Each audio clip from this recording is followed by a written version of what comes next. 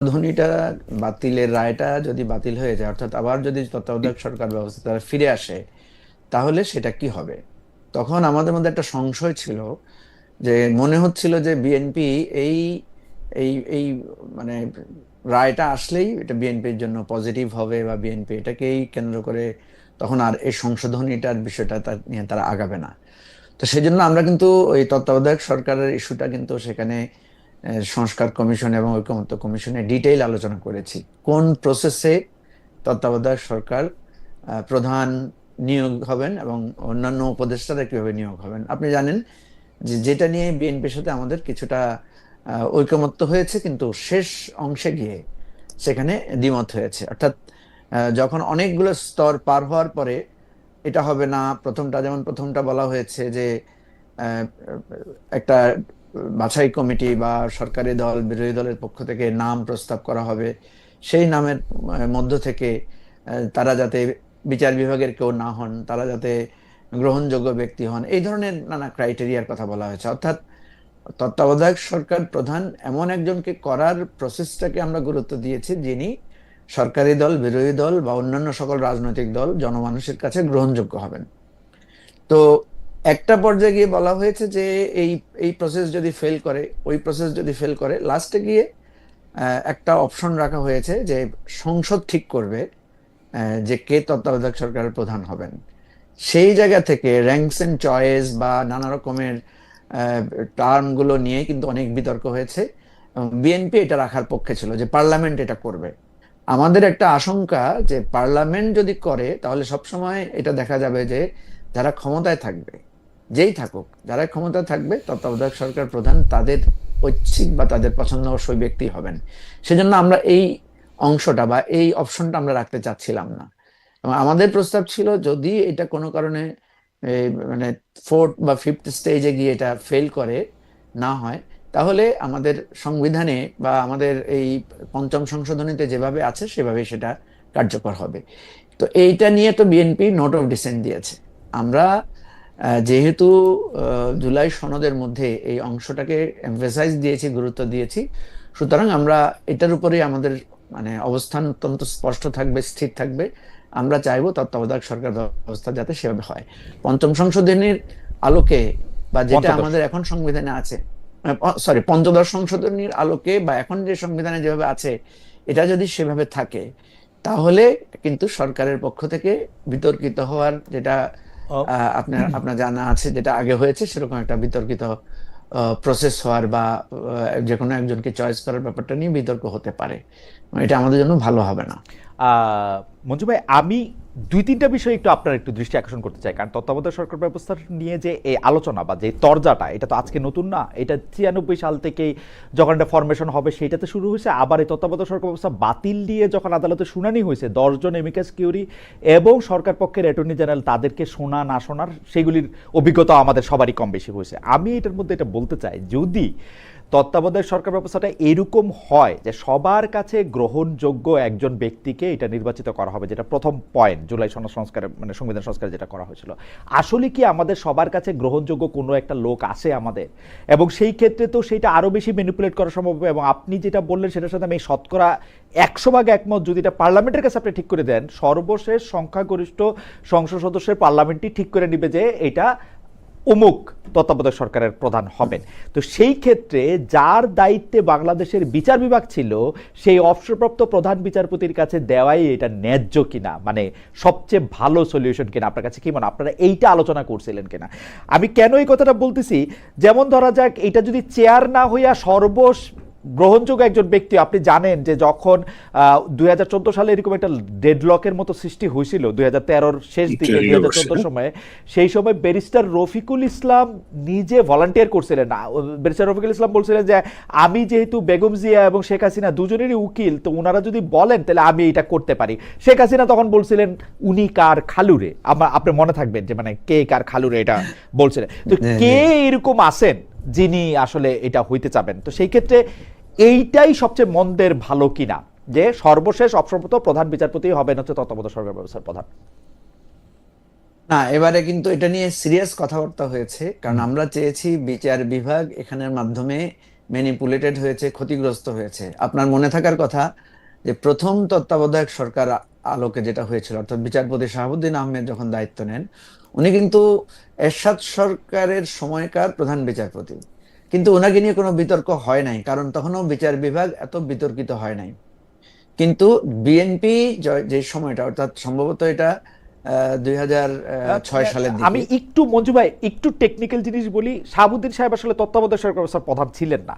শাহাবুদ্দিন না সাহেবের না পরে তত্ত্বাবধায়ক সরকার ব্যবস্থা গঠন করা হয়েছে, মানে 1991 সালে একটা অস্থায়ী সরকার ব্যবস্থা গঠন করা হয়েছিল, যেখানে প্রেসিডেন্ট ভাইস প্রেসিডেন্ট দুইজনই পদত্যাগ করার ফলে একজনকে অস্থায়ী রাষ্ট্রপতি নিয়োগ দেওয়া হয়েছিল, এবং he happens to be the chief justice from মানে ওই সময়টার মধ্যে, মানে তখনও তত্ত্বাবধায়ক সরকার ব্যবস্থা ছিল না আর কি।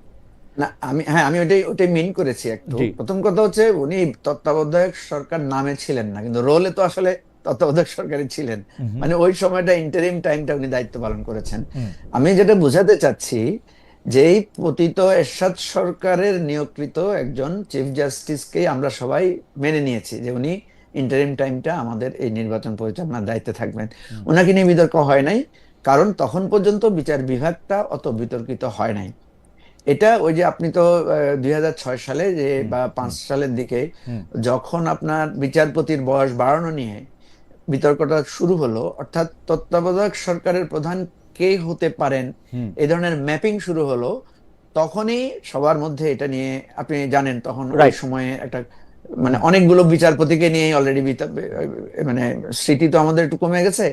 ওই ওই ঘটনাগুলো ঘটেছে, বেশ কয়েকজন প্রধান বিচারপতিকে নিয়ে তখন আলোচনা হয়েছে, উনি ছাত্রদল করেছেন, উনি বিএনপি ছিলেন, এই ধরনের ডিসকাশন গুলো পাবলিকলি আসছে, যেগুলো এর আগে কখনো আসে নাই। এরপরে আওয়ামী লীগ ক্ষমতা আসার পরে বিচারপতি নিয়োগে যেভাবে বিচারাঙ্গনকে কলুষিত করা হয়েছে, সেই জায়গা থেকে ওই যে অ্যামিকাস কিউরিরা বা আমাদের নাগরিক সমাজের লোকেরা বলেছেন যে আমাদের বিচার বিভাগকে এটার বাইরে রাখা উচিত। তো সেজন্য আপনি যেটা বলেছেন যে এটা অত্যন্ত কঠিন একটা কাজ, কিন্তু এরপরও তো ধরেন এবারে জাস্টিস, সরি, এবারে ডক্টর ইউনূসকে নিয়ে তো আমরা সবাই একমত ছিলাম। প্রফেসর হুম ইউনূসের নিয়োগের ব্যাপারে হুম কিন্তু কেউই প্রথমে আপত্তি তোলেন নাই, এবং সকলেই ওনাকে মানে দায়িত্ব নেয়ার ব্যাপারে সবাই অনুরোধ করেছেন। এর আগেও কিন্তু 111-এর সময় কিন্তু ডক্টর ইউনূসের নামটা এসেছিল, এবং ওটার ওনার ব্যাপারে তখনও সম্মতি ছিল, কিন্তু উনি সম্ভবত একটা লং টার্ম টাইম চেয়েছিলেন, যার কারণে সেটা হয়নি। এটা আলোচনা আছে, কিন্তু এটার অথেন্টিকেশন এখনো ক্লিয়ার না। আমি যেটা মনে করি যে যদি ধরেন নাম দেয়া হয় যে ঠিক আছে আপনারা নিরপেক্ষ বা আপনাদের দৃষ্টিতে মধ্যম, সবার কাছে গ্রহণযোগ্য, আপনারা 5 জনের নাম দেন, আপনারা 5 জনের নাম দেন, এইভাবে করলে কিন্তু আপনার পার্লামেন্টের দলগুলো যদি নাম দেয়, তাহলে সেখানে একটা কমন নাম পাওয়া যেতে পারে। এবং গ্রহণযোগ্য নাম যে পাওয়া যাবে না তা না, পার্লামেন্টের দলগুলোকে যখন বলা হবে আপনারা 5 জনের নাম দেন, একটা জিনিস হবে কি, ধরেন আমরা উদাহরণ হিসেবে বললাম যে এখানে ধরেন আমাদের 3 জনকে বলা হলো যে যে আপনারা 5 জন করে নাম দেন। তো নিশ্চয়ই আমরা এমন নাম দেওয়ার চেষ্টা করব যাতে যেটা নিয়ে কেউ প্রশ্ন তুলতে না পারে, বিতর্ক হতে না পারে। ধরেন আমি এমন একজনের নাম দিলাম, খালেদ ভাই, আপনি বললেন যে ভাই উনি তো আপনার আত্মীয় বা উনি তো আপনার পরিচিত, আপনি ওনার নামটা দিলেন, এটা কোনো কথা হইলো? বা আপনি এমন একজনের নাম দিলেন, আমি বললাম যে খালেদ ভাই উনি তো আপনারই লোক, ওকে, আপনি আমি তো আমার নিরপেক্ষ লোক আমার দিলেন না। আমার মনে হয় তো যে এইটা মোটামুটি ভাবে আপনি পরিষ্কার করছেন, কিন্তু আমরা এটা নিয়ে আরেকটু আলোচনা করব। কারণ হচ্ছে যে আপনার কাছে ফিরে আসবো মঞ্জু ভাই, কারণ আমি শুধু ওই 2 পয়সাটা দিয়ে রাখি, আমার 2 পয়সাটা, কারণ আমি এই 29 বছর মানে সকর্মক সাংবাদিকতার 28-29 বছরে আমি যেটা দেখছি সেইটা হইলো, আমরা বিএনপি বুদ্ধিজীবী, আওয়ামী বুদ্ধিজীবী, জামায়াতি বুদ্ধিজীবী, জাতীয় পার্টির বুদ্ধিজীবী এরকম দেখি, একদম নিরপেক্ষ কাউরে আমরা আসলে দেখি না। আপনি ডক্টর মোহাম্মদ ইউনূসের কথা আপনি বলতেছেন, কিন্তু ডক্টর মোহাম্মদ ইউনূসের পরিচয় আমার কাছে, ডক্টর মোহাম্মদ ইউনূস একজন নিরপেক্ষ নোবেল প্রাইজ পাওয়া, কিন্তু বাংলাদেশের অনেক মানুষ উনি মনে করেন যে উনাকে আনাই হয়েছে কারণ উনি শেখ হাসিনার অনেক বিপক্ষে ছিলেন, সেই জন্য। শেখ হাসিনার এতটুকু বিরোধিতা যদি তিনি না করতেন তাইলে হয়তো সবাই উনার ব্যাপারে একমত হইতো না, কারণ শেখ হাসিনা তো একটা পক্ষ। আমি আমার 2 পয়সাটা দিয়ে রাখলাম। তো সেই ক্ষেত্রে চেয়ার ছাড়া মানুষ আমাদের পক্ষে বাছাই করা সম্ভব কিনা সেইটা আমি না, এটা এটা নিয়ে আমি আপনাকে পরের ইয়াতে বলবো, আগে Alright. আনিস আলমগীর ভাই বলে আসুক, যে বলবো। আমরা একটু আনিস আলমগীর ভাইকে শুনি, যে আনিস আলমগীর ভাই আপনার কাছে কি মনে হয় যে তত্ত্বাবধায়ক সরকার ব্যবস্থা ফিরে আসলো, এটা ভালো হলো কি খারাপ হলো? জুলাই সনদের মধ্যে যেভাবে মঞ্জু ভাই বলতেছিলেন যে পাঁচজন মানুষ বা পরস্পরের নামের বিরুদ্ধে একটা কমন ফ্যাক্টর খুঁজে বের করা, এবং মঞ্জু ভাই কারেক্টলি বলছেন যে 2005 সালে ব্যারিস্টার মওদুদ আহমেদ, আমি দর্শকদের উদ্দেশ্যে বলতেছি, 2005 সালে ব্যারিস্টার মওদুদ আহমেদ যখন আইনমন্ত্রী ছিলেন তখন তিনি বিচারকদের বয়স বাড়ানোর একটা বিল আনেন এবং বিচারকদের বয়স 65 থেকে 66 করেন যখন বিচারপতি কে এম হাসান রিটায়ার্ড করেছেন তার ঠিক পরদিন, যাতে উনি সর্বশেষ অবসরপ্রাপ্ত প্রধান বিচারপতি রয়ে যান।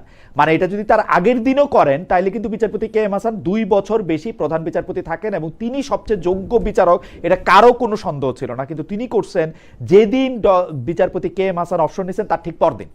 তো সেই জন্য এইটা নিয়ে দারুণ রকম বিতর্ক তৈরি হয়। তারপরে বিচারপতি আপিল বিভাগের অন্যান্য বিচারককে এইটা দিতে, মানে এই পদ নিতে বলা হয়েছে কিনা সেই ব্যাপারে সত্য মিথ্যা অনেক রকম আমরা শুনছি, এবং ইয়াজুদ্দিন আহমেদ সাহেব নিজেই রাষ্ট্রপতিও ছিলেন, সাথে তত্ত্বাবধায়ক সরকারের প্রধান হয়েছেন, যেটা নিয়ে আসলে মূল গন্ডগোলটা করার সুযোগ সে সময় হয়েছিল এবং যার পরিপ্রেক্ষিতে 111 আসছিল। আপনি কি মনে করেন যে সেই 111 আসা, বিচার বিভাগকে ধ্বংস হওয়া, এই পথ আসলে অন্তর্বর্তীকালীন সরকার ফিরে আসা ঠেকাতে পারবে কিনা? অন্তর্বর্তীকালীন সরকার ব্যবস্থা, তত্ত্বাবধায়ক সরকার ব্যবস্থা ফিরে আসা ঠেকাতে পারবে কিনা? এটা খুব কঠিন কোশ্চেন। আপনারা যেভাবে দুইজনই বলছিলেন যে আসলে আমি তো প্রথম দেখি যে কোন ব্যক্তিটা প্রধান হবেন, উপদেষ্টা হবেন, সেই জায়গায় যখন বাংলাদেশে একটার পর একটা যতগুলো এসছে সবগুলো নিয়ে বিতর্ক ছিল। আপনি যে বিস্তারিত বলেছেন হাসান সাহেবের যে বিষয়টা, উনার পরবর্তীতে যিনি এসছেন তখনও একই অবস্থা। তাকে বিরোধী দল যারা যারা সরকারে তখন ছিল, বিএনপি ওইভাবে ভালোভাবে নেয় নাই।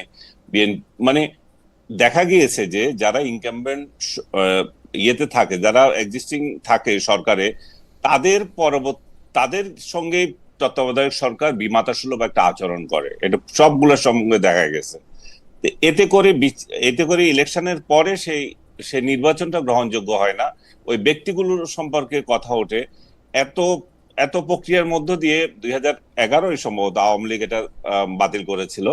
বাতিল করার পর এটা নিয়ে আবার আমরা আফসোস করলাম যে কেন এটা বাতিল করলো, কিন্তু বাতিল করেও তারা যে একটা ভালো কিছু উপহার দিতে পেরেছে তা তো না। তারা তো যা কিছু করে গেছে সেগুলো নিয়ে এত কোনো মডেল দাঁড় করাতে পারে নাই। তারা তারা যে মডেল দাঁড় করিয়েছিল যে মানে রাতের ভোট, তারপর একদলীয় ভোট, এই সবগুলো নিয়ে বিতর্ক প্রেক্ষিতে আবার আমরা পেছনে ফিরে যাচ্ছি। পেছনে ফিরে যেতে হলে প্রধান যে সমস্যা হবে সেই সমস্যা হচ্ছে যে এই দেশে নিরপেক্ষ লোক পাওয়া। খালেদা জিয়া খুব ভালো করে বলেছিলেন যে শিশু ছাড়া নিরপেক্ষ লোক নাই। এটা প্রধান উপদেষ্টা কি হবেন তার উপর যেমন একটা নির্ভর করছে, তার তার সভাসদ যারা থাকবে তারা কে নিরপেক্ষ। বাংলাদেশে আজকে কোনো নিরপেক্ষ লোক আছে, নিরপেক্ষ অবস্থান আছে? আপনি যে কোনো ব্যক্তিকে বলে নিরপেক্ষ অবস্থান থেকে কথা বলতে গেলে তাকে আবার ট্যাগ দিয়ে অন্য একটা দিয়ে দেওয়া হচ্ছে। এখন ঘৃণার সংস্কৃতিটা এমন ভাবে বিস্তার হয়েছে, তাতে করে তো কেউ নিরপেক্ষ অবস্থানে নিরপেক্ষ এই শব্দটাই উচ্চারণ করতে পারছে না। আপনি যদি এখন নিরপেক্ষ হন তাহলে বোধহয় আপনি হাসিনার লোক। আপনি যদি নিরপেক্ষ হন তাহলে আপনি আমারে সাপোর্ট করছেন না, কেমন নিরপেক্ষ লোক আপনি? আপনি আপনি যদি নিরপেক্ষ হন তাহলে তো ইউনূসের অপশাসনকে আপনার সাপোর্ট করতে হবে। আপনি যদি নিরপেক্ষ হন তাহলে বর্তমান সরকার যে চালাচ্ছে না, কিন্তু আনিস ভাই সমর্থন করতে হবে। আনিস ভাই, নিরপেক্ষতার মধ্যে তো একটা কনসিস্টেন্সি লাগবে। আপনি যদি এখন যে অপশাসনের কথা বলে আপনি তার বিরোধিতা করতেছেন, সিমিলার অপশাসনের সময় আপনি আগে পরে বিরোধিতা করছেন কিনা সেটাও তো একটা দেখার জিনিস, তাই না? অবশ্যই সেই ট্র্যাক দেখতে হবে। সেটাও দেখেন যে এই লোক এর আগের আমলে শেখ হাসিনার কোনো সমালোচনা করেছে কিনা। তো যদি দেখে যে না শেখ হাসিনার সমালোচনা করে নাই, শুধুমাত্র ইউনূসের করছে, তাহলে আপনি বলতে পারেন। কিন্তু আপনি যদি সমালোচনা করার অর্থ যদি এই বুঝেন, ব্যক্তিগতভাবে আমার সম্পর্কে মনে করেন সাংবাদিক, যে আমি রাস্তায় নেমে শেখ হাসিনা বিরোধী স্লোগান দেব, সেটা হচ্ছে বিরোধিতা। এবং আমার লেখালেখি কোনো বিরোধিতা না, আমার বলার কোনো বিরোধিতা না। এবং আপনার জন্যই শুধু স্বৈর শাসন ছিল, আপনার জন্যই শুধু শেখ হাসিনা একটা আতঙ্ক ছিল, আমার জন্য ছিল না।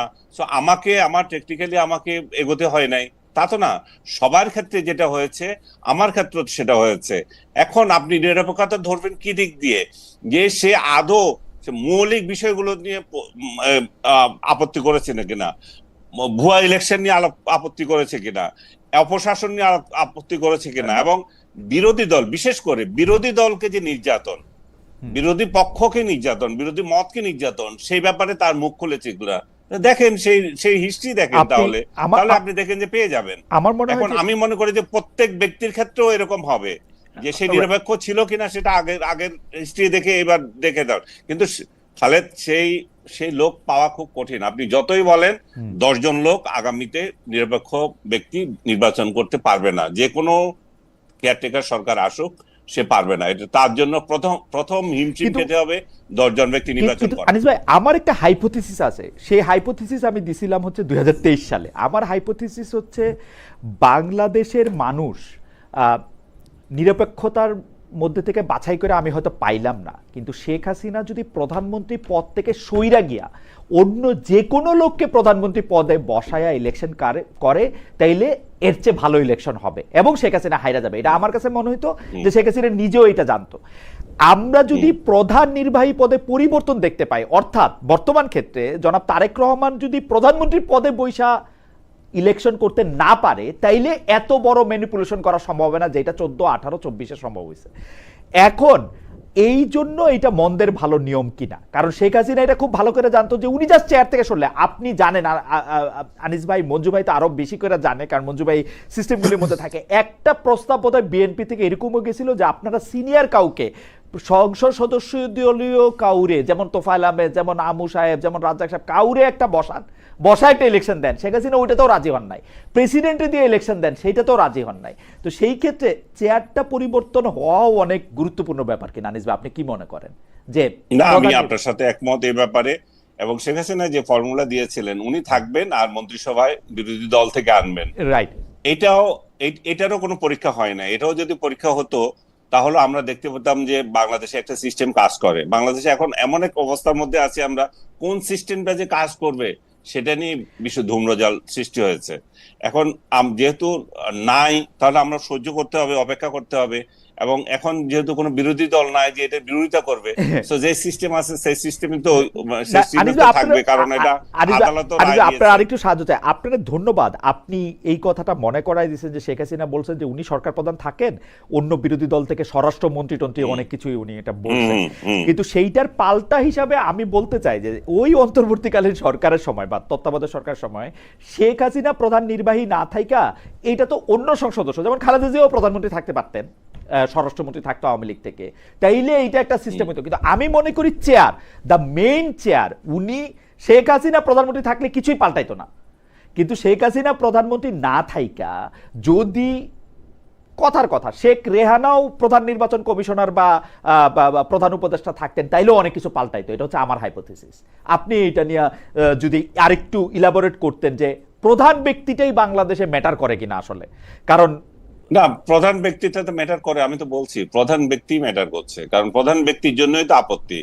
যে অন্যান্য ব্যক্তিগুলোতে যেতেও আমার মনে হয় বিএনপি তখন আপত্তি ছিল না, বিএনপি নিতে পারতো। বিএনপি যেহেতু প্রধান ব্যক্তি থেকে যাচ্ছেন সেই জন্য এটাতে আপত্তি করলেন।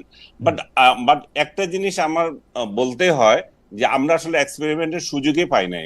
ওই সময় যদি একটা হতো তাহলে একটা দাঁড়াতো যে এটা কি হয় কিনা। কিন্তু যেটা দেখা গেল, একদলীয় একটা ইলেকশন হলো এবং 151 জন হওয়ার আগে, মানে নির্বাচিত হয়ে গেল আগেই, ইলেকশনের আগেই। তারপরে এর পরবর্তী যেটা হলো সেটা হচ্ছে আমরা একটা সর্বদলীয় ঐক্যের, আবার মানে রাজনৈতিক সরকারের অধীনে আমরা আরেকটা নির্বাচন করলাম 2018 সালে। সেখানে দেখা গেল যে বিরোধী দল চরম ভাবে প্রতারিত হলো, তাদেরকে নিয়ে এসে আসলে এমন একটা নির্বাচন করলো যেটা ইতিহাসের সবচেয়ে নিকৃষ্টতম ইলেকশন আমি মনে করি ওইটা। কারণ বিরোধী দলকে 7টা আসন সম্ভবত দিয়েছিল, আর সবগুলো নিজেরা রাতে আসন দখল করলো। ইভেন 24-এ যে ইলেকশনটা হলো এটাও অনেকটা গ্রহণযোগ্যতা ছিল, যে অন্তত নিজেদের মধ্যে হলো কন্টেস্ট হয়েছে, কে জিতবে না জিতবে এখানে একটা ইয়ে ছিল যে নির্দিষ্ট করে দেওয়া হয় না। কিন্তু 18 যে ইলেকশন, এটা তো কোনো মানে এর থেকে নিকৃষ্ট ইলেকশন আমার মনে হয় বাংলাদেশ খুব কম করেছে।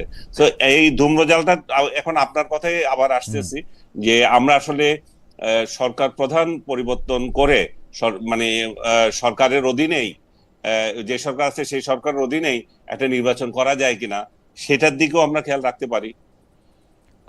সেই সরকারের অধীনে আমরা নির্বাচন করতে পারি না, সেটা আমরা, ঠিক আছে। আমরা একটু মঞ্জু ভাইয়ের কাছে আসি। মঞ্জু ভাই, অন্তর্বর্তীকালীন তত্ত্বাবধায়ক সরকার ব্যবস্থার প্রধান কে হবেন সেটা নিয়ে সবচেয়ে বেশি যেটা নিয়ে আলোচনা হয়েছে, এই যে একবারে তো হঠাৎ করে তো আর প্রধান বিচারপতি বা সর্বশেষ অবসরপ্রাপ্ত প্রধান বিচারপতি উনি না হলে আপিল বিভাগের সর্বশেষ অবসরপ্রাপ্ত বিচারক, এইটা তো একদিনে হয় নাই। সেইটা হওয়ার ক্ষেত্রে যেটা দেখা হয়েছে যে এর মাঝখানে আরো দুইটা কথা হয়েছিল, যে আমরা বিচারক নিয়োগের ক্ষেত্রে যেহেতু উনারা আমাদের দণ্ডমুণ্ডের কর্তা, বিচার বিভাগের প্রধান, বিচারক নিয়োগের ক্ষেত্রেও আমরা এক ধরনের স্বাধীনতা তাদেরকে দিব এবং তারা স্বাধীনভাবে বিচারক নিয়োগ মেধা ও যোগ্যতার ভিত্তিতে নিয়োগ করবেন, যেটা করা হয় নাই। তার সকল সমস্যার মূলে ওইটা রয়ে গেছে। আমার কথাটা হইল যে আপনি হয়তো তাদেরকে মনে করলেন তারা তত্ত্বাবধায়ক সরকার ব্যবস্থার ক্ষেত্রে তারা বায়াসড হবেন। যদি আপনি এটা মনে করেন তাহলে এই বায়াসড লোকদের বিচার বিভাগে রাখার ব্যাপারে আপনার আপত্তি থাকা উচিত না। তাহলে তো কি মারাত্মক একটা অবস্থা, মানে আমার বিচার বিভাগ আমি জানি বিএনপির প্রতি বায়াসড 10টা লোক বসে আছে, এইটা কি হওয়া উচিত? এরকম আগে তো ওইটা ঠিক করা উচিত, মানে এটা তো ইভেন নির্বাচনের থেকেও ভয়ঙ্কর। এবং চেয়ার নিয়ে আমার হাইপোথিসিসটাও যদি একটু বলেন, যে প্রধান ব্যক্তি চেয়ারে না থাকলেই ঘটনাটা অন্যরকম হয়। না, প্রথম কথা হচ্ছে যে আমাদের কনস্টিটিউশনেই তো বিচার বিভাগকে একটা স্বাধীন বিচার ব্যবস্থার কথা বলা আছে, এবং আপনি দেখবেন প্রত্যেক দলেরই কমিটমেন্ট সেরকম আছে যে তারা একটা শক্তিশালী নিরপেক্ষ স্বাধীন বিচার বিভাগ করতে চায়। আপনাদের দুইজনের আলোচনা থেকে আমি যদি মিলাই, তাহলে আমি যেটা পাবো সেটা হচ্ছে যে আমরা যখন তত্ত্বাবধায়ক সরকার ব্যবস্থাটাতে গেলাম, সবাই মিলেই তো গেলাম, ধরেন বিএনপি, আওয়ামী লীগ, জামাত, 5 দল 7 দল সবাই মিলে কিন্তু তত্ত্বাবধায়ক সরকার ব্যাপারে একমত হয়েছে। কিন্তু যেহেতু কনস্টিটিউশনকে মানতে গিয়ে শাহাবুদ্দিন সাহেবকে করা হয়েছে, এবং শাহাবুদ্দিন সাহেবের নির্বাচন, বিচারপতি লতিফুর রহমানের নির্বাচন এবং বিচারপতি হাবিবুর রহমানের নির্বাচন, এই 3টা নির্বাচনকে বাংলাদেশের ইতিহাসে বলা হয় কম্পারেটিভলি বেটার ইলেকশন। আপনি তো জানেন যেটা সাধারণত নিরপেক্ষ ব্যক্তি আমরা কেউ না, কারণ আমরা যেহেতু ভোট দিই, আমি তো নিশ্চয়ই কোনো না কোনো দলকে ভোট দিই। কিন্তু দেখেন, তারপরেও কিন্তু যখন বিরোধী পক্ষকেও আমরা কেউ সম্মান জানাই, তখন কিন্তু তার মধ্যে একটা নিরপেক্ষতা তৈরি হয়। যেমন আপনি যদি এখন এবার পার্লামেন্টের দিকে তাকায় দেখেন, যে মেজর হাফিজ সাহেব এবং ওই যে ব্যারিস্টার যিনি ডেপুটি স্পিকার হয়েছেন, ওনারা কিন্তু বিএনপির লোক, বিএনপি নির্বাচিত এমপি, কিন্তু পার্লামেন্ট পরিচালনার ক্ষেত্রে তাদের মধ্যে এক ধরনের নিরপেক্ষতা বা একটা জায়গা দেখা যাচ্ছে, এবং বিরোধী দল সবসময় তাদেরকে বলতে পারছে যে আপনারা তো নিরপেক্ষতা রাখছেন না। যখনই বলছে তখন সে কিন্তু আবার নিজেকে ব্যারিস্টার কায়সার কামালের কথা বলছি, তখন তাদের মধ্যে কিন্তু এক ধরনের এই মনোভাব কাজ করছে যে না, আমি তো একটা নিরপেক্ষ জায়গায় আছি। তো এখন যখনই আপনি, আপনার কথাটার সাথে আমি একমত, যে নির্বাহী ক্ষমতায় যিনি থাকবেন তিনি যদি একেবারে দলীয় প্রধান না হন বা দলীয় লোক না হন, তাহলেও কিন্তু আমরা একটা বেটার ইলেকশন পাবো। একেবারে ত্রুটিমুক্ত নির্বাচন পেতে গেলে আমাদেরকে টোটাল ইলেকশন সিস্টেমটাকেই বদলাতে হবে, এবং ইলেকশন সিস্টেমটাকে আরো প্রযুক্তি নির্ভর, আরো এই যে আমাদের যে গতানুগতিক নির্বাচন পদ্ধতি আছে, এই সমস্ত পদ্ধতিতে পরিবর্তন আনতে হবে। আর আপনি যেটা বলেছেন বিচার বিভাগকে, তো আপনি দেখেন এবারে অন্তর্বর্তীকালীন সরকারের সময় কিছুদিন আমরা স্বাধীন বিচার বিভাগকে একটু প্র্যাকটিস করেছিলাম। সুপ্রিম জুডিশিয়াল অ্যাপয়েন্টমেন্টের মাধ্যমে কিছু বিচারক নিয়োগ হয়েছে এবারে, এবং কম্পারেটিভলি বিচার বিভাগের লোকরা বলছেন যে এবারে কিছুটা মেধাবী এবং বেটার জাজ কিছু অ্যাপয়েন্টমেন্ট হয়েছে। কিন্তু বিএনপি এসে কিন্তু এই আইনটাকে কিন্তু তারা বাতিল করে দিয়েছে। ফলে আমরা আবার শেখ হাসিনার নিয়মে চলে গেলাম, যে বিচারপতি নিয়োগ এখন মন্ত্রণালয়ের মাধ্যমে সরকারের ইচ্ছাতেই হবে। সুপ্রিম জুডিশিয়াল অ্যাপয়েন্টমেন্ট কমিটি না মনে হয় যে বিচারক নিয়োগের ক্ষেত্রে বাংলাদেশের বিচারপতি একজনই, মঞ্জু ভাই, বিচারপতি হচ্ছে শুধু প্রধান বিচারপতি, বাকি সবাই বিচারক। তো বিচারক নিয়োগে প্রধান বিচারপতি এখন পর্যন্ত যা কিছু সংবিধানে আছে, প্রধান বিচারপতির সিদ্ধান্তই আসলে বিচারক নিয়োগের ক্ষেত্রে সর্বশেষ সিদ্ধান্ত। কাগজে কলমে যেটা আছে, আইন মন্ত্রণালয় তাকে সাচিবিক সহায়তা দিবে। মানে তার সামনে কয়েকটা নাম দিবে, ওই নামগুলির মধ্যে উনার যদি পছন্দ হয় উনি টিক চিহ্ন দিবেন, যদি পছন্দ না হয় উনি ছিঁড়ে ফেলে দিবেন। এই স্বাধীনতা উনার আছে। এরপরে উনি যাদেরকে নির্বাচিত করবেন, রাষ্ট্রপতির কাজ হচ্ছে প্রধানমন্ত্রীর সাথে আলোচনার প্রেক্ষিতে ওইটাকে কার্যকর করা।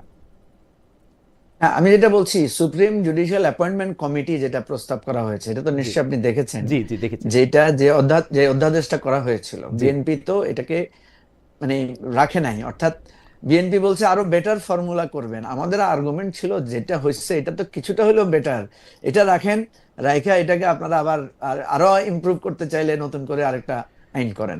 যাই হোক, আপনার সাথে আমি একমত যে শুধু তত্ত্বাবধায়ক সরকার ব্যবস্থার জন্য আমি বিচারপতিদের নিরপেক্ষ করার চাইতেও মোর ইম্পর্টেন্ট হচ্ছে আমার বিচার বিভাগকে স্বাধীন করা, আমার বিচার বিভাগকে হুম। নির্দলীয়, নিরপেক্ষ, সততার জায়গা থেকে একটা স্ট্যান্ডার্ড মানদণ্ডে করা। তো না না সেটা না, যদি আমরা করতে পারি। আমি একটু পরবর্তী প্রসঙ্গে যাওয়ার আগে আপনার কাছ থেকে একটা লাইন আমার শুনতেই হবে, যেটা আমি আসলে আনিস ভাইয়ের কাছেও শুনবো। আমি কিন্তু মনে করি বাংলাদেশে বর্তমান সংবিধানে বাংলাদেশের প্রধান বিচারপতির এই রকম ক্ষমতা দেয়া আছে যে প্রধান বিচারপতিকে আসলে আসলে কিছু করার নাই। প্রধান বিচারপতি সত্যিই দণ্ডমুণ্ডের কর্তা, কিন্তু সেইটা উনি এক্সারসাইজ করেন না। যেমন আইন মন্ত্রণালয়ের কথা হইল 2 জন নাম ওনার কাছে পাঠানো যে বিচারক করবেন। আইন মন্ত্রণালয়ের বিরুদ্ধে অভিযোগ আছে যে তারা 2টা পচা নাম তার কাছে পাঠায়, এর মধ্যে যে কোনো একটা উনি সাইন করে দেয়। কিন্তু উনি যদি এটা ছুঁইরা ফালায় দেয়, কারো কিন্তু কোনো করার কিছু নাই, উনি ফালায় না কেন? মানে স্পিকার ডেপুটি স্পিকাররা যেটা করতে পারে এটা প্রধান বিচারপতি কি করতে পারে না, নাকি কি হয় ওনার? এটা না, যদি আমি খুব ইন্টারেস্টিং একটা কথা আপনি মনে করিয়ে দিয়েছেন। আমি গত অন্তর্বর্তীকালীন সরকারের সময় আমার প্রফেসর ডক্টর আসিফ নজরুলের সাথে এই বিষয় নিয়ে লম্বা কথা হয়েছিল। উনি আমাকে বলেছিলেন, ভাই, প্রধান বিচারপতির বাংলাদেশের এমন ক্ষমতা, ওনার দৃষ্টিতে প্রধানমন্ত্রীর পরেই প্রধান বিচারপতির ক্ষমতা বাংলাদেশে, ডেফিনেটলি। মানে অ্যাজ পার আমাদের কনস্টিটিউশন এন্ড আমাদের যে প্রসিডিওর আছে। এখন সমস্যা হচ্ছে আপনি তো প্রধান বিচারপতিকেই বানাচ্ছেন নিজের আজ্ঞাবহ একজনকে, এবং তাকে নিয়োগের ক্ষেত্রে আপনি তো দেখেছেন প্রধান বিচারপতির সাথে মত মিলে নাই বলে বিচারপতি সুরেন্দ্র কুমার সিনহাকে কিভাবে শারীরিকভাবে হেনস্থা করে তাকে দেশ থেকে বাধ্য করা হয়েছে। তো এই ধরনের ঘটনাগুলো যদি এই ধরনের ঘটনাগুলো এই এই ধরনের ঘটনাগুলো যদি হ্যাঁ, আচ্ছা, কোনো একটা ঝামেলা হয়েছে না মনে না, হয়। আচ্ছা, ইউটিউবে আমি হয়তো যেটা আমি- আনিস ভাই ইউটিউবে শুনতেছিলেন ওইটার সরি, হ্যাঁ। ওইটার জায়গা থেকে।